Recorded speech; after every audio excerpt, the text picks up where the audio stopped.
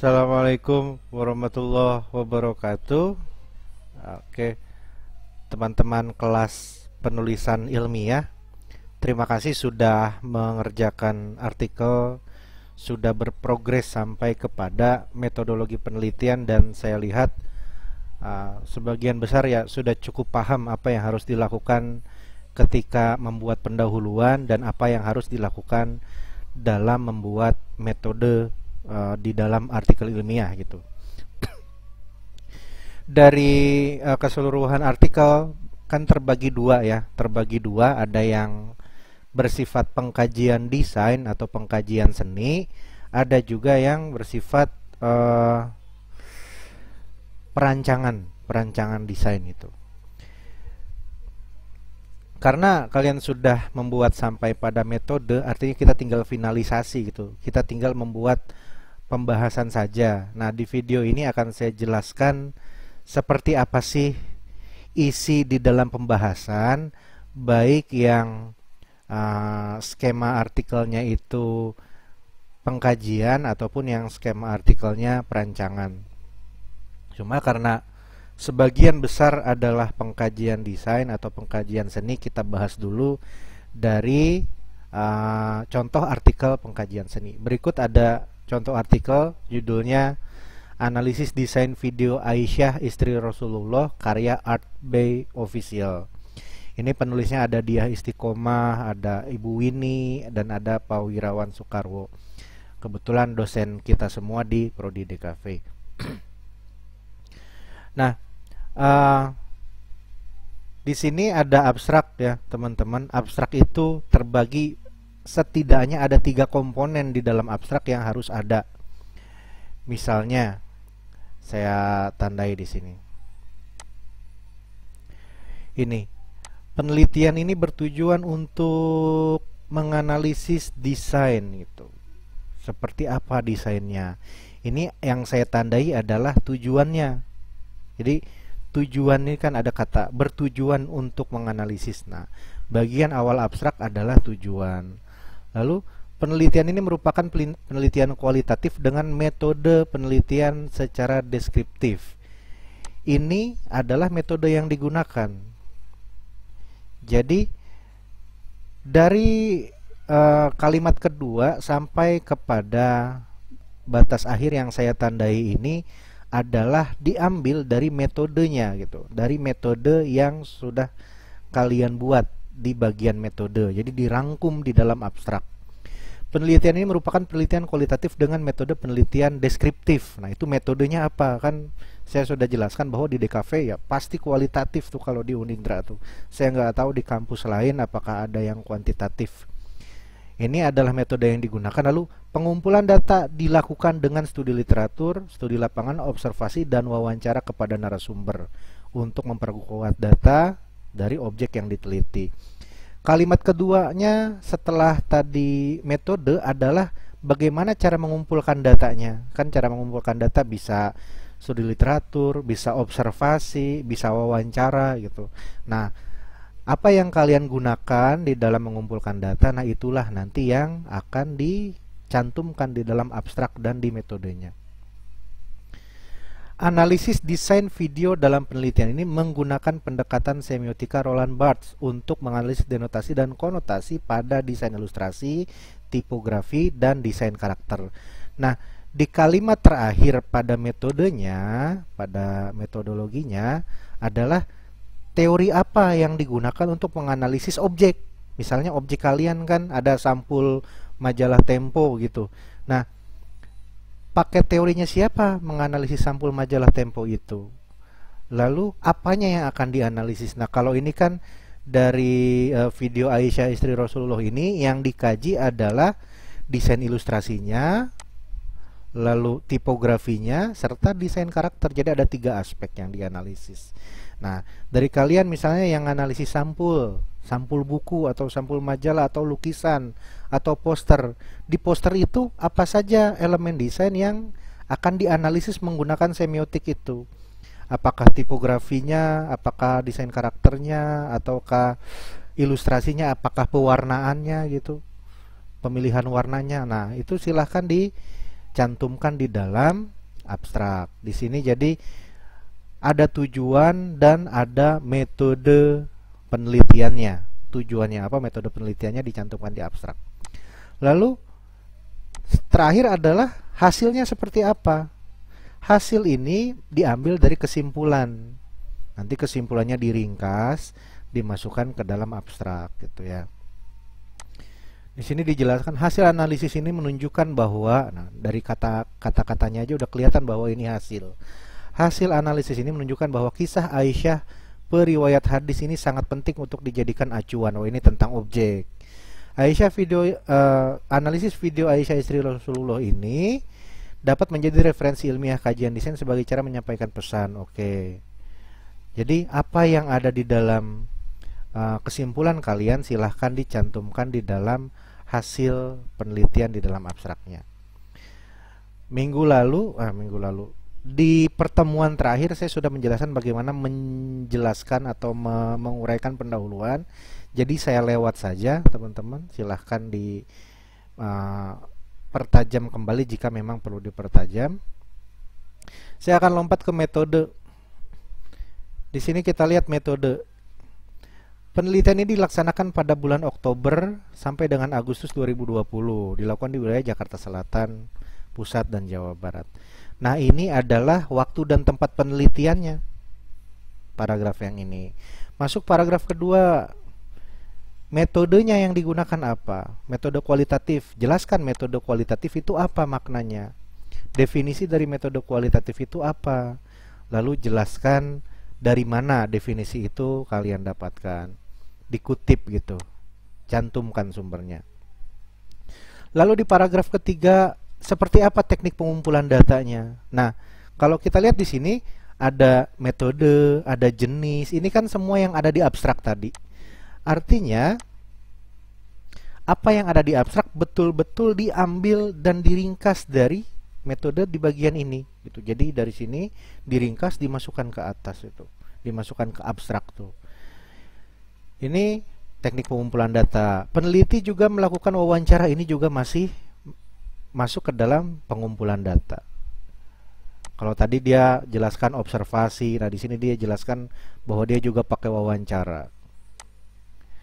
Lalu setelah tadi kan di atas ada waktu tempat penelitian, paragraf kedua tentang metode yang digunakan, paragraf ketiga dan keempat tentang teknik mengumpulkan datanya. Lalu di paragraf kelima, teori siapa yang digunakan di sini untuk menganalisis objeknya. Kalau tadi kan di sini video Aisyah istri Rasulullah dikaji menggunakan semiotikanya Roland Barthes. Nah, di sini dijelaskan di paragraf ini nih, di paragraf berikutnya. Untuk mengkaji ilustrasi dalam video klip Aisyah istri Rasulullah, karya si Art by Official ini menggunakan pendekatan semiotik dari Roland Barthes. Nah, dijelaskan semiotik Roland Barthes itu apa saja gitu. Apa saja sih yang termasuk komponen-komponen analisis di dalam teori semiotiknya si Roland Barthes, apa aja? Ada denotasi, ada konotasi. Denotasi itu apa? Konotasi itu apa gitu. Dijelaskan. Nah, di paragraf ini saya pikir tidak perlu terlalu panjang. Ini kan penjelasan secara teoretis saja. Ini mengacu pada definisi ilustrasi adalah, warna ada, tipografi adalah. Saya pikir ini nggak usah. Jadi selesai sampai pada teori apa yang digunakan gitu. Jangan lupa di sini sumber data yang digunakan, di sini pengumpulan data kan artinya data apa yang digunakan oleh kalian. Jadi pengumpulan data itu adalah apa data yang kita gunakan dan bagaimana cara mengumpulkannya. Kan kalau di video klip ini data yang digunakan adalah video klip Aisyah istri Rasulullah. Berarti bagaimana cara dia mendapatkan video klip itu? Bagaimana cara dia mendapatkan dokumen-dokumen pendukung untuk menganalisis si video klip itu gitu. Jadi jangan lupa di dalam metode ada metode yang digunakan apa, teknik pengumpulan datanya gimana, gimana cara ngumpulin data, apa yang dikumpulkan gitu. Lalu teori siapa yang digunakan untuk menganalisis si data itu di metode. Nah, yang terakhir setelah metode tentu saja ada hasil dan pembahasan. Nah, Di dalam hasil pembahasan teman-teman, kalau kita lihat dari skema yang dibuat oleh penulis artikel ini, yang awal adalah dia menuliskan tentang objeknya di sini. Objeknya kan tentang video klip Aisyah istri Rasulullah. Artinya objeknya itu apa? Aisyah itu apa? Video klip Aisyah istri Rasulullah itu apa? Itu objek yang harus dijelaskan. Kalau kalian membahas tentang sampul majalah Tempo, ya jelaskan tentang majalah Tempo itu apa? Apa yang ada di dalam sampul, misalnya grup band Nirvana misalnya. Karena di sampulnya ada grup band Nirvana, kamu jelaskan grup band Nirvana adalah gitu. Jadi di sampul itu terdapat foto grup band misalnya Dewa 19 itu. Sampul foto itu apa? Terus Dewa 19 itu apa? Dijelaskan sebagai objek. Baru masuk ke pembahasan di sini. Dijelaskanlah tuh kalau pakai Roland Barthes bagian adegan yang mana, denotasinya apa, konotasinya apa, pesannya apa. Tapi tidak selesai di penjabaran tabel, pasti harus ada pemaknaannya dulu. Nah, di sini dijelaskan setelah tabel maknanya apa. Itu ya. Jadi kalau yang pengkajian itu lebih sederhana sih, karena di bagian pembahasan cukup menjelaskan objeknya apa, analisisnya seperti apa. Analisisnya kan tadi analisisnya terbagi jadi 3 misalnya. Pas saya mau menganalisis 3 Pak, saya mau menganalisis warna, saya mau menganalisis karakter, saya mau analisis tipografi. Pakai semiotikanya Roland Barthes, pakai denotasi konotasi. Bahas dulu warna. Oh, warna yang digunakan merah sama biru. Merah itu secara denotasi apa, secara konotasi apa, makna yang ingin disampaikan apa. Karakternya menjelaskan secara denotasi apa, secara konotasi apa. Baru jelaskan pesannya apa. Terus tipografi yang digunakan apa secara denotasi. Terus secara konotasi apa yang dijelaskan di dalam tipografinya. Baru sampaikan pesannya. Baru setelah itu dibahas, diulas semua. Nah, baru disimpulkan. Kesimpulan itu berarti isinya adalah apa sih pesan dari, atau apa sih makna yang disampaikan dari si objek gitu. Kamu kan punya objek poster. Jadi poster itu berdasarkan teori semiotiknya siapapun ya, mau pakai Ferdinand de Saussure, mau pakai Roland Barthes atau pakai Peirce. Setelah kamu mengkaji si objek, mau itu poster, mau itu film, mau itu sampul buku, setelah dianalisis menggunakan semiotik, apa makna yang terkandung di dalam objek itu. Nah, itu dijelaskan di dalam kesimpulan. Nanti diringkas, masukkan ke dalam ke dalam abstrak gitu, diringkas, masukin ke abstrak nanti hasilnya. Jadi lebih sederhana. Yang penting kalau di pengkajian seni atau pengkajian desain teman-teman, tidak boleh lepas dari apa sih objek yang ingin kita kaji gitu. Misalnya ingin kita kaji, ya udah karakter sama tipografi aja deh 2 Pak. Ya silahkan, berarti karakter harus dijelaskan, tipografi harus dijelaskan. Sekarang yang mau dibahas adalah karakter dan tipografi. Dengan cara apa membahasnya? Pakai semiotik Roland Barthes, ada denotasi, ada konotasi. Berarti karakter dulu bahas tuh. Oh, karakter, ada karakter A secara denotasi ini, secara konotasi maknanya ini, berarti pesan dari karakter A apa? Lalu ada karakter kedua, oh secara denotasi maknanya ini, secara konotasi maknanya ini. Lalu si karakter ini menggambarkan apa gitu. Selesai menjelaskan tentang karakter, jelaskanlah tentang tipografi. Oh, tipografi yang digunakan ini, secara konotasi maknanya apa, secara denotasi maknanya apa. Selesai. Baru dibikin pembahasan yang lebar, panjang lebar, maknanya apa, secara denotasi keseluruhan, secara konotasi keseluruhan itu seperti apa. Baru dijabarkan, dikaitkan dengan teori-teori yang sesuai, yang mendukung dengan temuan-temuan deskripsi atau argumentasi kita gitu. Kan simple. Pendahuluan, metode, dari metode masuk ke hasil dan pembahasan. Di hasil pembahasan di dalamnya ada objek yang kita kaji apa, lalu analisisnya gimana. Kalau pakai Roland Barthes berarti denotasi konotasi itu setiap elemen desain yang akan kita kaji itu. Jadi jangan lepas dari elemen desain yang akan kita kaji, dan dengan teori siapa elemen desain itu kita kaji. Kalau nggak lepas dari situ, ya insya Allah proses analisisnya akan baik. Baru nanti setelah pembahasan ditutup dengan simpulan. Jangan lupa setelah simpulan gunakan buat daftar pustaka. Kalau teman-teman menggunakan daftar pustaka pakai Mendeley ya akan lebih mudah gitu. Jadi nggak perlu pusing-pusing bikin daftar pustaka, kalian tinggal insert bibliografi aja selesai itu. Nah, ini kan kalau skema artikelnya adalah tentang pengkajian seni. Ada juga yang artikelnya tentang perancangan. Bedanya cuma di bagian misalnya ini nih. Perancangan buku cerita bergambar unggah-ungguh berjudul Anak Tanah Jawi. Dari judul ini, kalau kita tarik rumusan masalahnya kan, berarti rumusan masalahnya bagaimana merancang buku gitu. Tujuannya apa? Tujuannya untuk merancang buku. Makanya di abstrak ini tulisannya tujuan penelitian ini untuk merancang buku cerita. Jadi yang harus kalian jelaskan di dalam artikel ini, di bagian pembahasannya, khusus yang artikelnya perancangan ya, khusus yang artikelnya perancangan, pembahasannya berarti menjelaskan bagaimana proses dia merancang suatu media itu. Kalau kamu merancang audio atau kalau kamu merancang video animasi, berarti rumusan masalahnya bagaimana merancang video animasi. Kalau kamu judulnya itu merancang misalnya merancang infografis atau merancang infografik, perancangan infografik penyakit kista misalnya. Ya berarti rumusan masalahnya bagaimana merancang infografis tentang penyakit kista. Tujuannya apa? Untuk merancang infografis. Berarti yang harus dilakukan di dalam perancangannya atau yang harus dilakukan di pembahasan apa?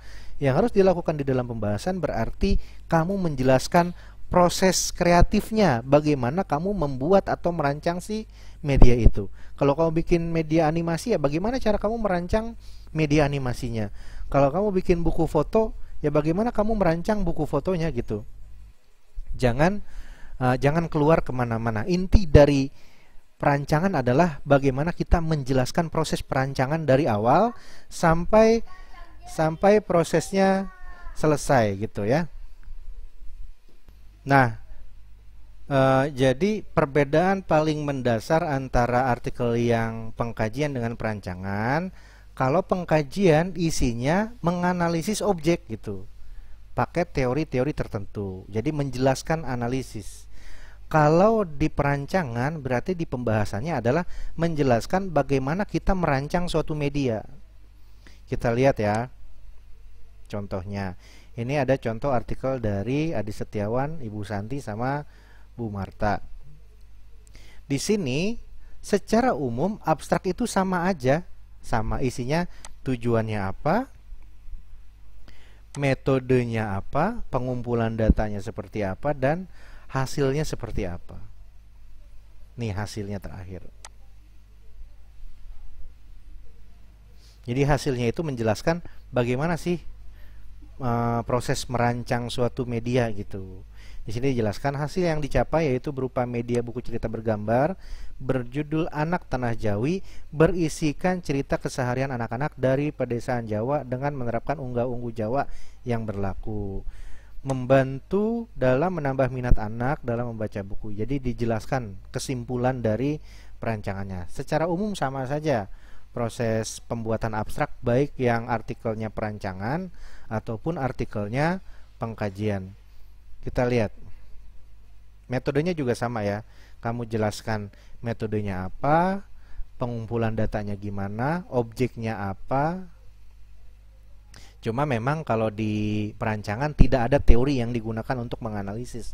Jadi tidak perlu menjelaskan objek akan dianalisis menggunakan teori, enggak, tidak seperti pengkajian. Nanti ini saya bagikan juga di kelas. Nah, pada bagian hasil dan pembahasan beda sama yang tadi. Kalau yang tadi di bagian keduanya langsung strategi media. Kita bahas dulu objek penelitiannya apa. Ini sama ya. Tadi juga membahas tentang objeknya apa di pengkajian, di perancangan juga bagian hasil, bagian awalnya itu menjelaskan tentang objek penelitiannya apa. Jadi kalau kamu objek penelitiannya tentang poster ya berarti poster apa? Enggak.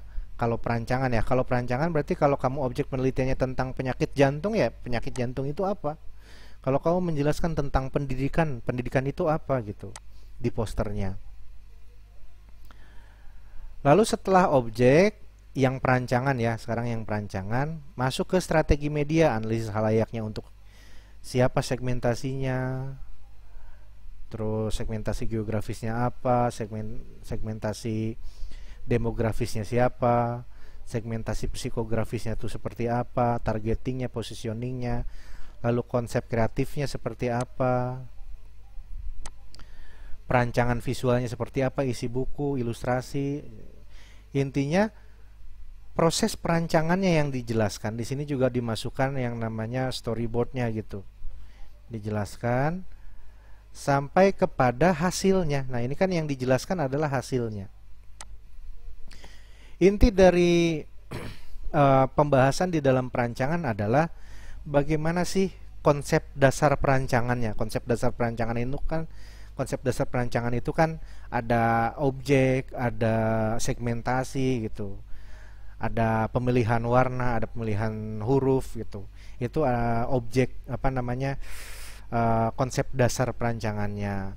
Lalu yang kedua, setelah konsep dasar perancangan juga di dalam pembahasan perlu dijelaskan proses perancangannya seperti apa prosesnya. Lalu yang ketiga, hasilnya seperti apa hasil perancangannya. Jadi konsep dasar perancangan, proses perancangan, sama hasil perancangan itu perlu dijelaskan di dalam pembahasan. Kalau tadi di yang artikel pengkajian, pembahasan itu terpaku pada teori yang digunakan gitu. Nah, kalau di dalam perancangan, bagian pembahasannya itu terpaku kepada bagaimana proses membuat si medianya.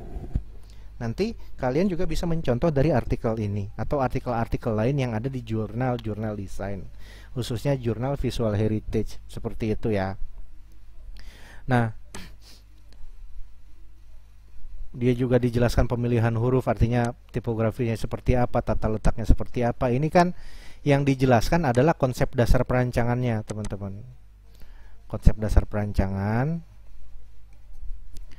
Lalu setelah konsep dasar perancangan, masuk ke hasil perancangan. Sebetulnya perlu juga sebelum hasil perancangan masuk ke proses perancangannya, karena proses perancangan itu kan menunjukkan bagaimana si karya itu bisa tercipta gitu. Karena tidak mungkin kan kok tiba-tiba jadi selesai karyanya tanpa melalui proses. Jadi jangan lupa pada 3 tahap, proses konsep dasar perancangan dulu, yang kedua tadi proses perancangannya, yang ketiga hasil perancangannya seperti apa. Kalau konsep dasar kamu jelaskan mulai dari segmentasi, tipografi, tata letak, pewarnaan seperti apa. Kalau di proses perancangan bagaimana cara kamu membuatnya, bagaimana desain ilustrasi awalnya, bagaimana proses pembuatannya. Kalau hasilnya kamu jelaskan, ini loh yang udah jadi gitu. Ini loh media yang udah jadi. Kalau bentuknya video, itu kamu bisa screen capture setiap bagiannya. Kalau bentuknya buku, kalau kamu bisa tampilkan desain bukunya di dalam artikel ini. Intinya kalau hasil perancangan kan menjelaskan atau menunjukkan ini loh yang udah jadi gitu. Tapi jangan lupa ini adalah artikel. Kita tidak menempelkan gambar saja, tapi menjelaskan gambar itu, mendeskripsikan gambarnya kepada para pembaca artikelnya. Itu ya. Setelah itu sama seperti yang tadi, setelah selesai menjelaskan pembahasan ditutup dengan simpulan dan diakhiri dengan daftar pustaka. Disarankan memang menggunakan Mendeley. Oke, demikian teman-teman, silahkan dibuat pembahasannya. Minggu depan kebetulan kita sudah UAS, jadi ketika jadwal penulisan ilmiah berarti disitulah artikel kalian akan dikumpulkan. Jadi kalian masih punya waktu 1 minggu untuk menyelesaikan artikel ini. Demikian, terima kasih. Assalamualaikum warahmatullahi wabarakatuh. Oh iya, jangan lupa nanti bagaimana proses pengumpulannya, bagaimana prosedur pengumpulan, bagaimana prosedur UASnya akan saya infokan lebih lanjut. Ya, terima kasih. Assalamualaikum warahmatullahi wabarakatuh.